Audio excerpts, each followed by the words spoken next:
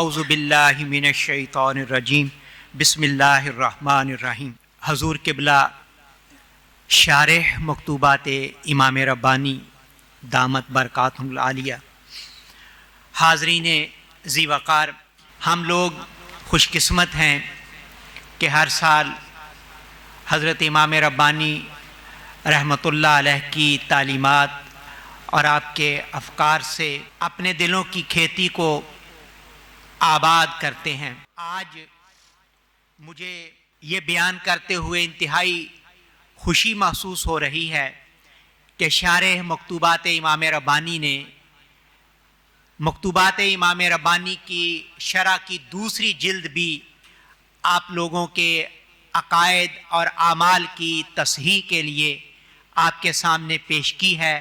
اس پہ شارح مبارکباد کے مستحق ہیں، لیکن آپ لوگ بھی مبارکباد کے مستحق ہیں کہ آپ لوگ خوش قسمت ہیں کہ جب خانقاہیں ویران ہو رہی ہیں، یہ مرد مجاہد حضرت امام ربانی رحمۃ اللہ علیہ کے افکار کے حوالے سے خانقاہ کو آباد کر رہا ہے۔ مجھے خلاصے کے طور پہ جو بات بیان کرنی ہے وہ یہ ہے کہ شیخ فرید بخاری رحمۃ اللہ علیہ کے نام جو حضرت مجدد کے مکاتیب ہیں، ان کا ایک جملے میں خلاصہ یا چند الفاظ میں مفہوم یہ ہے کہ خدام اہل سنت بن کر رہو۔ یہ مکتوبات امام ربانی جو فرید بخاری کو لکھے گئے ہیں، ان کا خلاصہ، ان کی روح صرف اتنی ہے کہ خدام اہل سنت بن کر رہو۔ میں نے اس حوالے سے مختصر سی چیزیں لکھی اور قبلہ پیر صاحب نے یہ رجحان یہاں ڈیولپ کیا ہے کہ اپنے مقالے کو پڑھا جاتا ہے، تو میں بھی اسی، اور یہ پہلی خانقاہ ہے جس کا سجادہ نشین دعا کے لیے نہیں آتا، مقالہ پڑھنے کے لیے آتا ہے، اور وہ مقالہ پڑھتے ہیں، وہ ادھر ادھر سے پھر چیزیں جو ان کے ذہن میں ہوتی ہیں وہ بیان نہیں کرتے، لکھے ہوئے کو پڑھتے ہیں۔ وہ اس بات کا ثبوت ہے کہ امام ربانی رحمۃ اللہ علیہ نے جو خطوط لکھے ہیں فرید بخاری رحمۃ اللہ علیہ کو، ان میں لکھا ہے فلاں کتاب پڑھا کرو، فلاں کتاب کا درس دیا کرو، گویا یہ روایت ہے، جو ربانی روایت ہے وہ آپ تک پہنچا رہے ہیں۔ مجھے چند صفحات پڑھنے ہیں اور ہم انتظار میں ہیں کہ قبلہ پیر سائیں غلام رسول قاسمی جو آج کے ہمارے کلیدی مقالہ نگار ہیں، ہم بیٹھے ہیں ان کی گفتگو سننے کے لیے، تو ان کے آنے تک میں چند سطور آپ کی خدمت میں پیش کرتا ہوں۔ حضرت امام ربانی کے علمی و فکری کارناموں کا مظہر اور اس دور کی تاریخی دستاویز مکتوبات امام ربانی 3 جلدوں میں یہ مکاتیب شرعی احکامات کی توضیح و تشریح، صوفیانہ مباحث، معاصر سیاسی و فکری احوال، سماجی رسوم و رواج جیسے امور کی صحیح عکاس ہے۔ ان مکاتیب کی علمی، تاریخی، دینی، سماجی حیثیت کی وجہ سے لوگوں نے اس کی شروح، تلخیصات اور تراجم کیے۔ ان مکاتیب کو دیکھنے کا ایک رخ تو یہ ہے جو آپ نے شرح مکتوبات امام ربانی میں دیکھا ہے، مگر دوسرا رخ جو عموماً کم اختیار کیا گیا ہے کہ مکتوبات کا مطالعہ کا ایک پہلو یہ ہے کہ مکتوب علیہم کے اعتبار سے موضوعی جائزہ پیش کیا جائے۔ یہ پہلو مکتوبات کے تجزیاتی اور تعارفی ادب میں تاحال کامیاب ہے۔ اس مطالعہ کی افادیت یہ ہے کہ کون لوگ تھے جن کو خط لکھے گئے، ان خطوط کے مندرجات کیا تھے، کیا ان مندرجات اور مکتوب علیہ کی شخصیت میں کوئی ربط بھی ہے۔ اس جائزے کے لیے آج جس شخصیت کا انتخاب کیا گیا ہے وہ شیخ فرید الدین بخاری کی ذات گرامی قدر ہے۔ 22 مکاتیب حضرت مجدد الفیسانی رحمۃ اللہ علیہ نے ان کو لکھے۔ یہ مکاتیب 5 سے 6 سطری بھی ہیں جو مختصر ترین ہیں، اور 5 سے 6 صفحات تک بھی ہیں جو طویل ہیں۔ शेख फरीदुद्दीन आपका पूरा नाम है और मकातीब में शेख फरीद लिखा हुआ है। मकतूब 269 में मुर्तज़ा खान दर्ज है। ये आपका खिताब है जो जहांगीर ने दिया था। आपका ताल्लुक बुखारी सादात से था और सैयद जलालुद्दीन आज़म हुसैनी बुखारी आपके जद्दे आला थे। आपकी शख्सियत के तारफ में शेख मोहम्मद इकराम के ये जुमले काफ़ी हैं।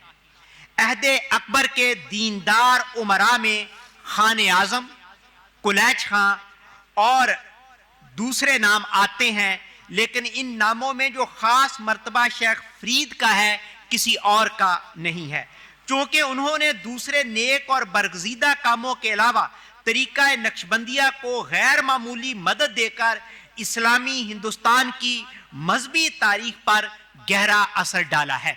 ये सिर्फ एक दरबार के अमीर नहीं थे, ये नक्शबंदी सिलसिले की इशाअत और तरवीज के हवाले से शेख फरीद बुखारी का बड़ा नाम है। अहदे अकबरी में मीर बख्शी के ओहदे पर फायज हुए। मीर बख्शी यूं समझ लें कि बादशाह के बाद जो बुनियादी 2-3 बड़े ओहदे थे उनमें एक मीर बख्शी का ओहदा था और हजरत फरीदुद्दीन बुखारी उस मीर बख्शी के ओहदे पे फायज थे। जहांगीर ने शेख को मुर्तज़ा खां का खिताब दिया। सूबा गुजरात की सूबेदार भी रहे। अकबर के ज़माने में आसफ खां कज़वीनी और शेख फरीद साहबे सैफो कलम समझे जाते थे और तख्त नशीनी के बाद जहांगीर ने शेख फरीद को इस ओहदे पर मुस्तकिल करते हुए उनसे कहा था, तोरा साहबे सैफ वल कलम मीदानम, कि तू मेरी तरफ से साहबे सैफो कलम है।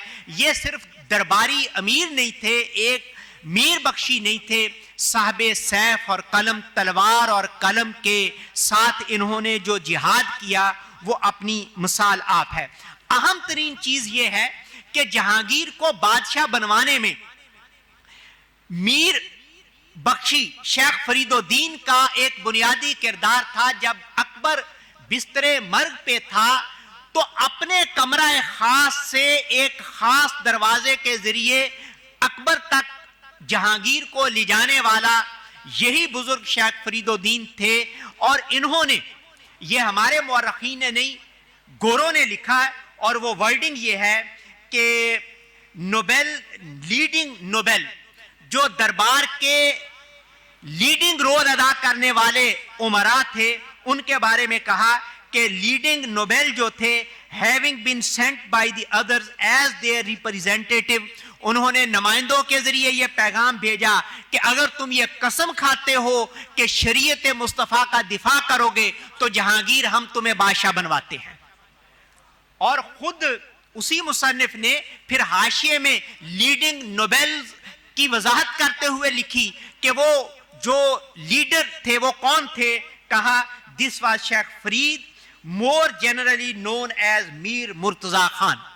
गोया मीर मुर्तजा खान ने जहांगीर को खुसरू के मुकाबले में बादशाह बनवाया। अब खुसरू कौन था यह जानने के लिए सिर्फ इतना काफी है कि वो गुरु अर्जन, जिसके बारे में मुजद्दिद साहब ने अपने मकतूबात में सख्त अल्फाज कहे और उसके मरने पे या कत्ल पे खुशी का इजहार किया, वो गुरु अर्जन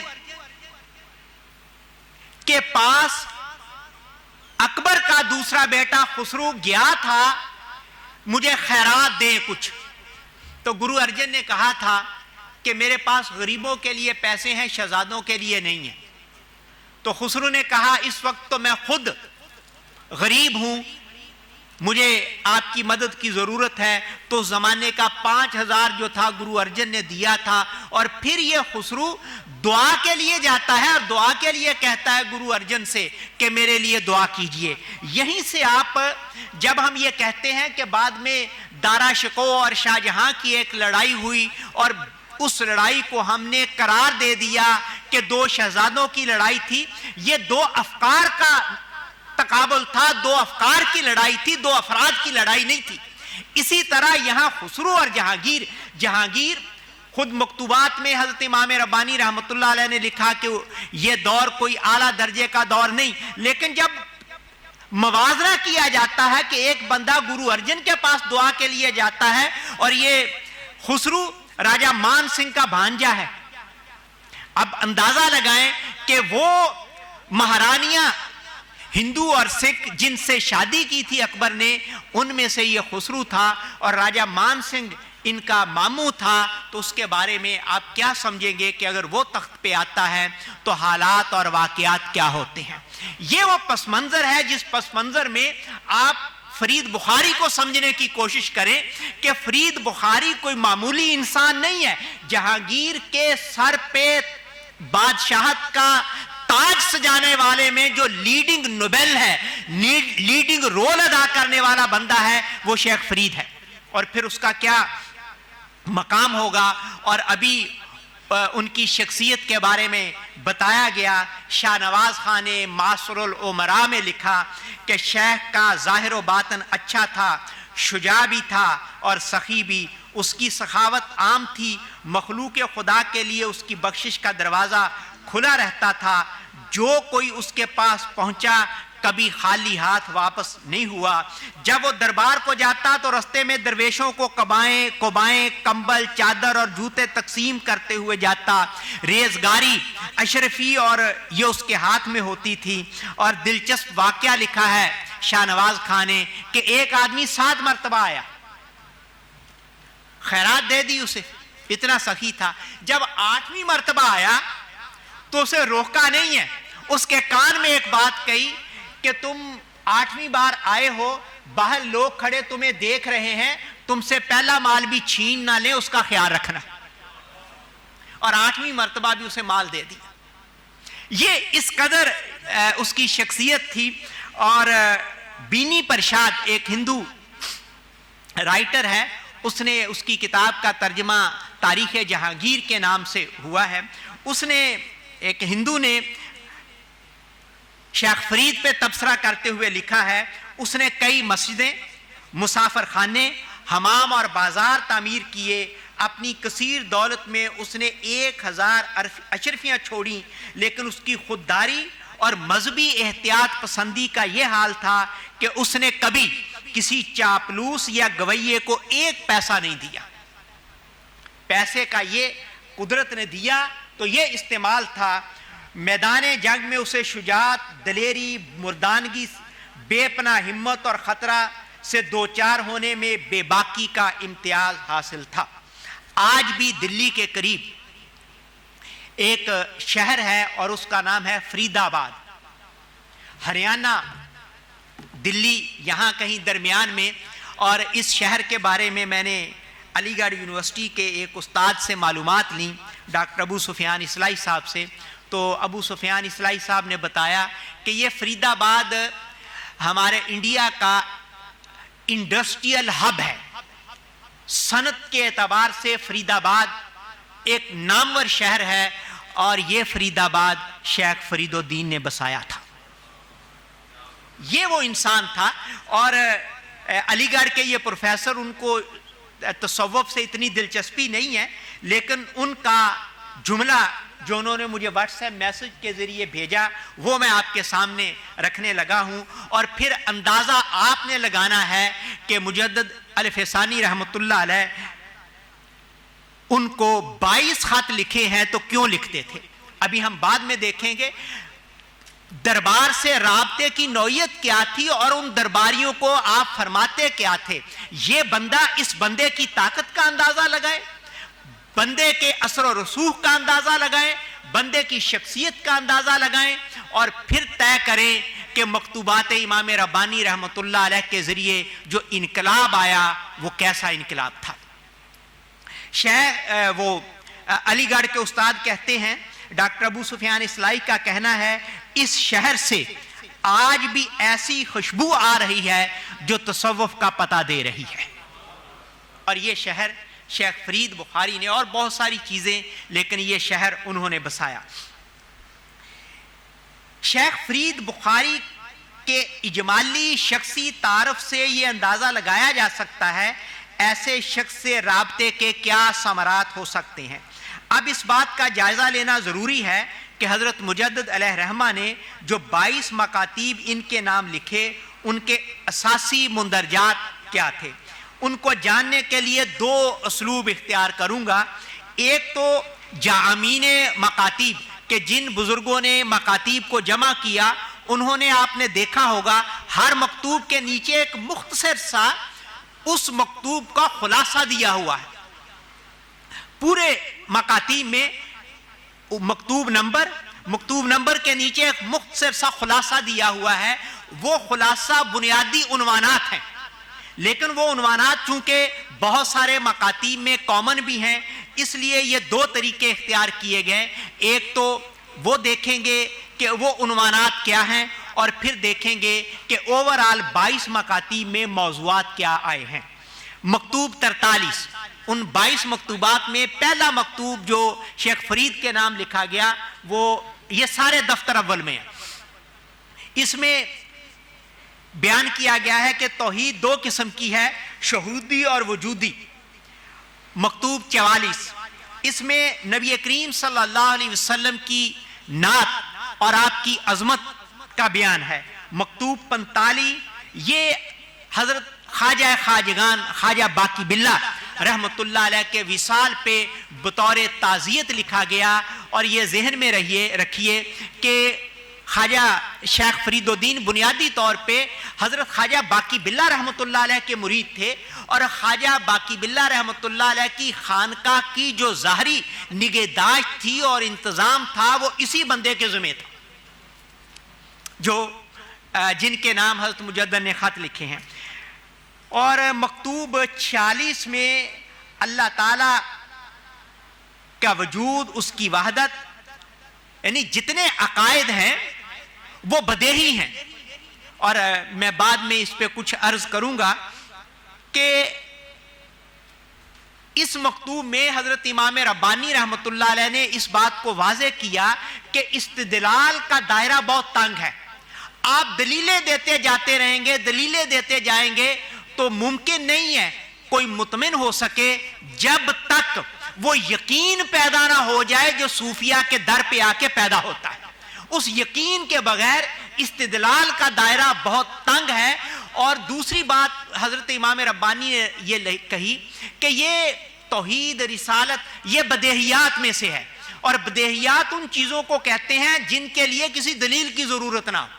سورج نکلا ہے تو کوئی کہے کہ دلیل دیں, تو یہ سورج کی روشنی بدیہیات میں سے ہے. یہ سورج بدیہیات وہ چیزیں جن کے لیے کسی دلیل کے قائم کرنے کی ضرورت نہ ہو. جیسے سورج نکل آتا ہے تو وہ دن کی علامت ہے. اب دن کے ہونے پہ دلیل کوئی کہے تو وہ دلیل کوئی نہیں, یہ سورج نکلا ہوا ہے. 47 مکتوب میں آپ نے سابقہ زمانے کے بارے میں لکھا, حالات کیا تھے. 48 مکتوب نمبر میں علماء کرام اور طالبان علوم شریعت کی تعظیم اور عظمت پہ لکھا. 49 میں شریعت پہ عمل کے بارے میں. 50 میں دنیا کی مذمت. مکتوب 51 شریعت کو رواج دینے کی ترغیب. مکتوب 52 نفس امارہ کی مذمت. 53 علماء سو کا اختلاف دنیا کی تباہی کا باعث ہے. مکتوب 54 بدعتی کی صحبت سے بچنا ضروری ہے. بدعتی کی صحبت کا نقصان کیا ہوتا ہے, یہ ہمارے شیخ ہمارے پیر و مرشد امام ربانی رحمت اللہ علیہ کا نقطہ نظر ہے, اس پہ غور کرنا ہے ہمیں. آپ فرماتے ہیں کہ بدعتی کی صحبت کا نقصان جو ہے وہ کافر کی صحبت سے بھی زیادہ ہے.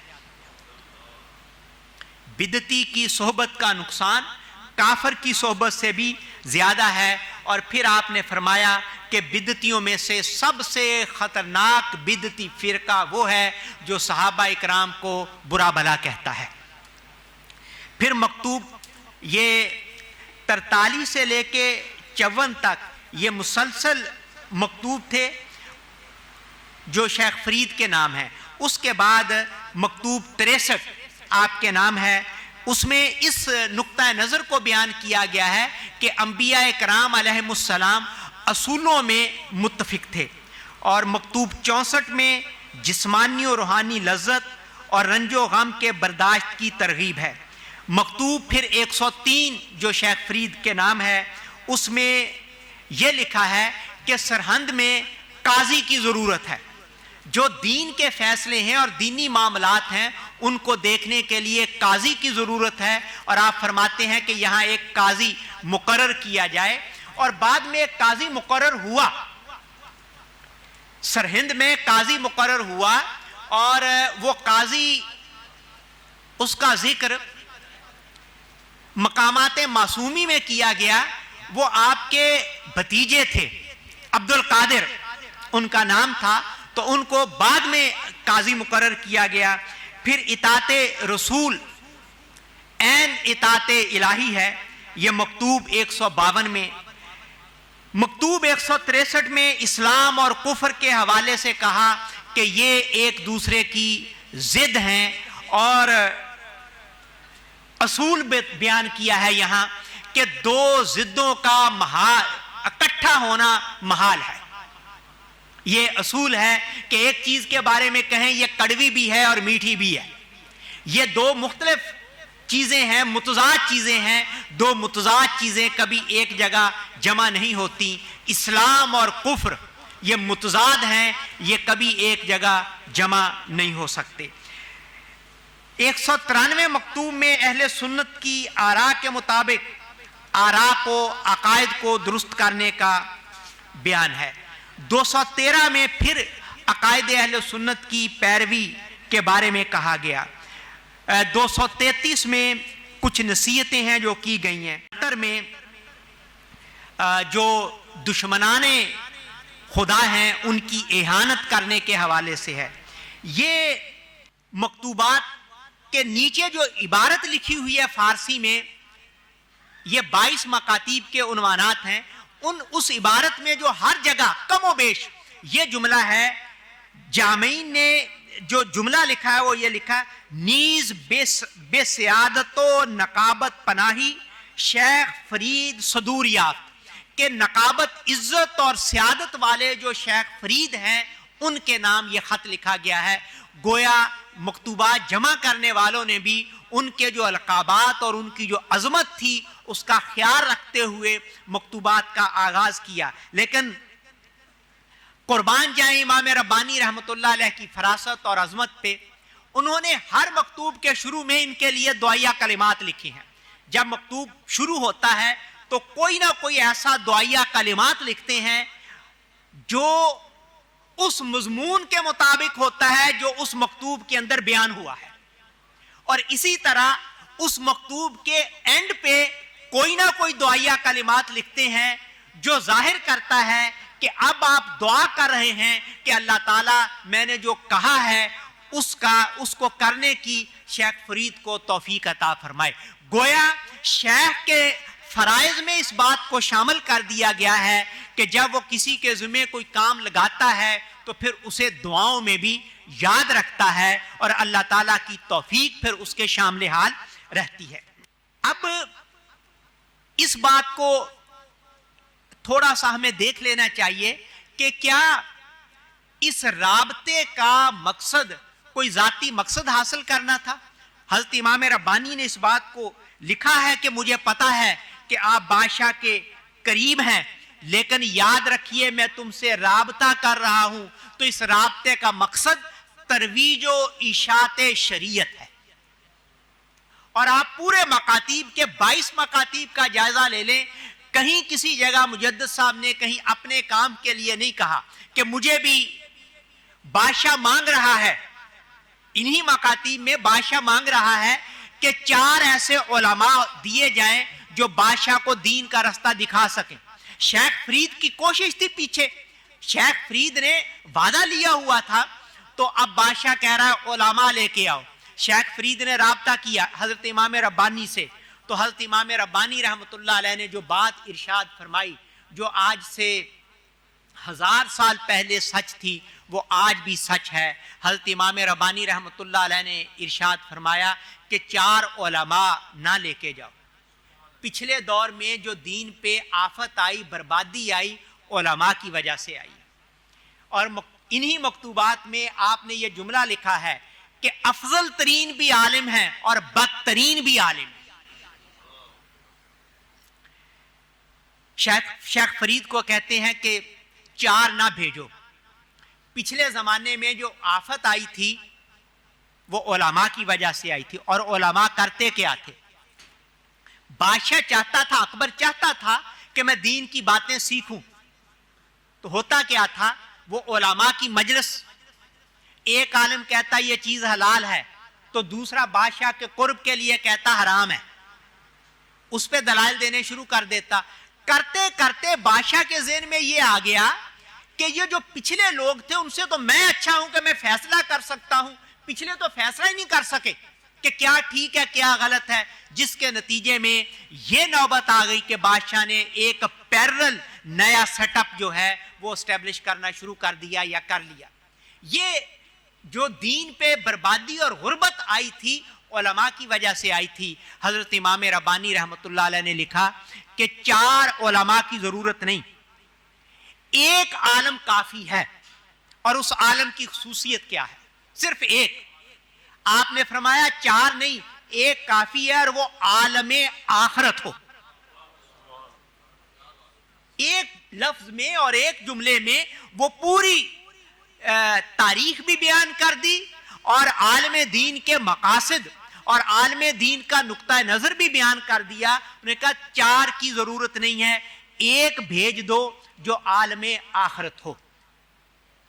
گویا ابو الفضل اور فیضی فارسی زبان والے ان کی فارسی نثر نظم کو فارسی ادب کے شاہکار کے طور پہ پڑھتے ہیں.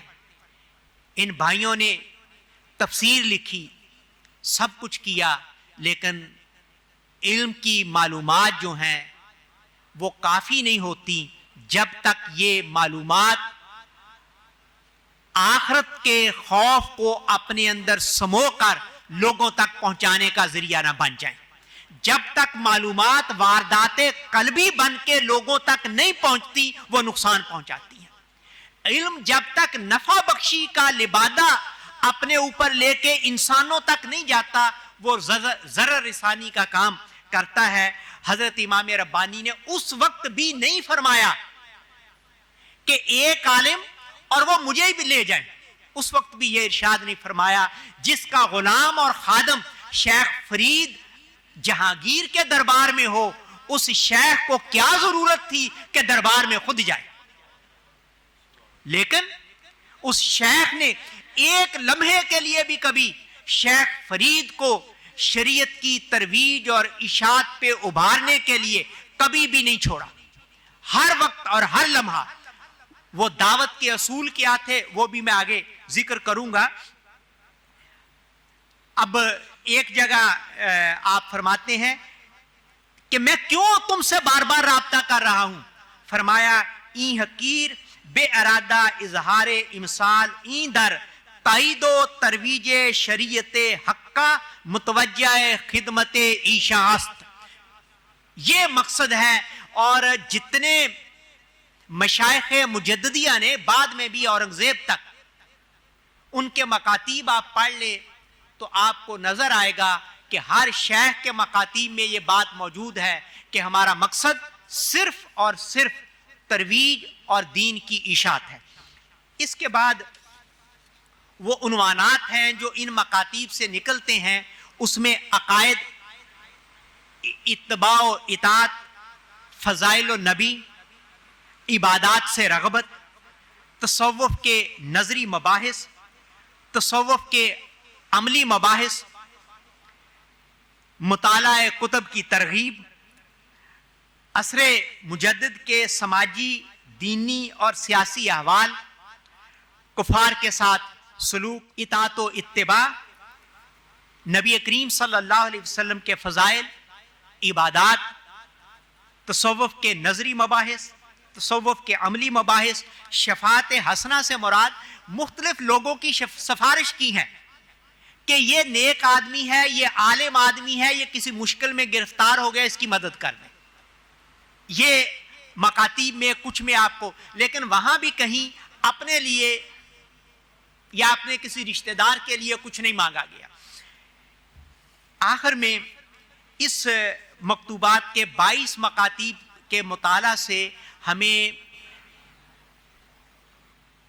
दावती और तबलीगी पहलू से क्या असूल सामने आते हैं वो मैं अर्ज करना चाहता हूं। पहली बात यह है कि दावती काम के लिए एक हम ख्याल ग्रुप जरूर रहना चाहिए और होना चाहिए। हजरत मुजद्दिद ने इसे जिरगाए मुमद्दाने दौलते इस्लाम ये नाम दिया है कि इस्लाम की मदद के लिए आप जो भी काम कर रहे हैं, एक तंजीम, एक इदारा, एक सोसाइटी, ताकि मुनज़्ज़म तरीके से हजरत इमाम रब्बानी की पूरी तहरीक मुनज़्ज़म तहरीक है, तो एक मुनज़्ज़म शक्ल में काम आगे बढ़ाया जा सके, बेरब्ती और बेनज़मी ना हो। दूसरा नुक्ता कि सिर्फ दावती काम में इस्तिदलाल काफी काम नहीं आता, अंदर का पाको साफ होना यह बड़ा जरूरी है। इसीलिए यह जरूरी है, नबी करीम सल्लल्लाहु अलैहि वसल्लम ने जब लोगों को दावत दी तो क्या कह के दी? सफा की पहाड़ी पे आपने पहले अपना वजूद लोगों के सामने पेश किया, और ये अपना वजूद कब बनता है? जब ये अमराज़े कल्बी से पाको साफ हो। हजरत इमाम रब्बानी ने यही लिखा कि कल्बी अमराज को दूर किया जाए, तज़किया नफ्स के बाद ईमान की हकीकत हासिल होती है। तीसरा नुक्ता, रिज्स और नजस की सोहबत से बचना जरूरी है। और एक आज की इस्तिलाह में, आज के हालात में अब जो मर्जी लफ्ज इस्तेमाल करें, लेकिन फारसी में जो लफ्ज इस्तेमाल किया है वो आज के हालात पे सादिक आता है। आपने फरमाया है, तालिब इल्माने बेबाक आज हर फिरका के बाशिंद, कि बेबाक तालिब इल्म जिनके मुंह में जो आता है वो बोलते जाते हैं। आपने फरमाया वो लसूस, वो चोर और डाकू हैं दीन के, उनकी सोहबत से बचना जरूरी है। फिर आपके इन खतूत से जो चीज सामने आती है वो ये है कि जब आप दावत का काम करते हैं तो खराबी की वजह तलाश करना जरूरी है कि खराबी कहां है और खराबी क्या है। इसीलिए आपने बार बार शेख फरीद को लिखा कि पिछले दौर में जो खराबी आई थी उसकी वजह यह थी, वो इस वजह से आई। खराबी की तलाश करके खराबी को एड्रेस किया जाए, और इमाम रब्बानी रहमतुल्लाह अलैह ने यही किया। और डॉक्टर आसिफ साहब ने जो कहा था कि इमाम रब्बानी रहमतुल्लाह अलैह ने तशकीक को दूर करने के लिए जो काम किया है, उस जैसा काम बरे सगीर की तारीख में कहीं और नहीं हुआ। फिर मुख्तलिफ मकामात पे कहीं शेख फरीद को बताया कि आपका ताल्लुक ख्वाजा बाकी बिल्ला से है, कहीं शेख फरीद को बताया कि आपका ताल्लुक सिलसिला नक्शबंदिया से है, और कहीं यह बताया कि आप सैयद हैं। इन निस्बतों का हवाला देके उन्हें उभारा है दीन की तरगीब पे। आज अगर उलमा और मशाइख के बच्चे और उनके रिश्तेदार और उनकी औलादें काम नहीं कर रही, तो हमें इससे यह भी एक असूल सामने आता है कि हमें उनके आबाओ अजदाद का वास्ता दे के उनका मिन्नतल्ला करना चाहिए कि ये चीजें छोड़ के आए इस तरफ। एक पूरा मकतूब इस बात पे, कुछ नहीं लिखा उसमें, और ये लिखा मैं आपकी खिदमत में क्या पेश करूं सवाए मैं आ हजरत सल्लल्लाहु अलैहि वसल्लम की मदा में चंद जुमले लिख दूं। फिर आपने नसर में नबी रहमत सल्लल्लाहु अलैहि वसल्लम के हवाले से, नबी रहमत सल्लल्लाहु अलैहि वसल्लम के फजाइल और कमालात के हवाले से कुछ चीजों को बयान फरमाया। एक और जो दावत के हवाले से नुक्ता इन मकातीब से सामने आता है वो ये है, आपने शेख फरीद को मुतअद्दिद मकामात पे, एक जगह उम्दतुल इस्लाम फिक की एक छोटी सी किताब है, इंडिया से अरबी मतन और तर्जमा दोनों शाया हो गए हैं, کہا ہے کہ اس کتاب کا درس ہونا چاہیے. علم اور حصول علم اور فروغ علم کے لیے جو فرید الدین شیخ فرید کو آپ نے خط لکھے, وہاں سے یہ دعوتی اسلوب سامنے آتا ہے کہ ہمیں اس بات کو پیش نظر رکھنا ہے کہ علم سے وابستہ رہنا ہے. ایک جگہ شیخ فرید نے بھی مجدد صاحب کو خط لکھتے تھے, تو شیخ فرید نے خط لکھتے ہوئے ایسے لکھ دیا ہوگا شاید کہ طالب علم اور خانقاہ کے درویش. تو حضرت مجدد نے اس پہ خوشی کا اظہار کیا تھا. آپ نے فرمایا تھا کہ مجھے یہ خوشی ہوئی کہ آپ نے طالب علموں کا ذکر پہلے کیا اور درویشوں کا ذکر بعد میں کیا. یہ علم دوستی تھی, اور جب تک کار دعوت میں, دعوت کے کام میں آپ کو علم سے یہ محبت پیدا نہیں ہوگی, اس وقت تک دعوت کا یہ کام پایہ تکمیل کو نہیں پہنچے گا. آج ہم سب کی یہ خوش قسمتی ہے کہ قبلہ پیر سائیں غلام رسول قاسمی دامت برکاتہم العالیہ ہمارے درمیان موجود ہیں, اور ہم ان کی علمی اور فکری ملفوظات سے مستفید ہوں گے. اقبال نے جو کہا تھا کہ عصر حاضر کے علم کلام میں بات کرنی چاہیے, اس دور کے علماء میں دور حاضر کے علم کلام کو اور دور حاضر کی خرابیوں کو سامنے رکھ کے اور حقیقی معنوں میں مجددی بن کے جس عالم دین نے نقد کیا ہے, وہ آج ہمارے بزرگ تشریف فرما ہیں سائیں غلام رسول قاسمی صاحب. انہوں نے وہ فریضہ انجام دیا ہے کہ جس چیز کو غلط سمجھا اس پہ پھر حضرت امام ربانی رحمۃ اللہ علیہ کے طرز عمل کے مطابق اس پہ نقد کیا, لیکن وہ خالی نعروں والا نہیں, وہ علمی اور استدلالی اسلوب ہے. اللہ کریم ایسے بزرگوں سے استفادہ اور ان کی جو عقائد کے حوالے سے فکر ہے اس کو سمجھنے اور عمل کی توفیق عطا فرمائے. وآخر دعوانا ان الحمد للہ رب العالمین والصلاۃ والسلام علی امام الانبیاء والمرسلین.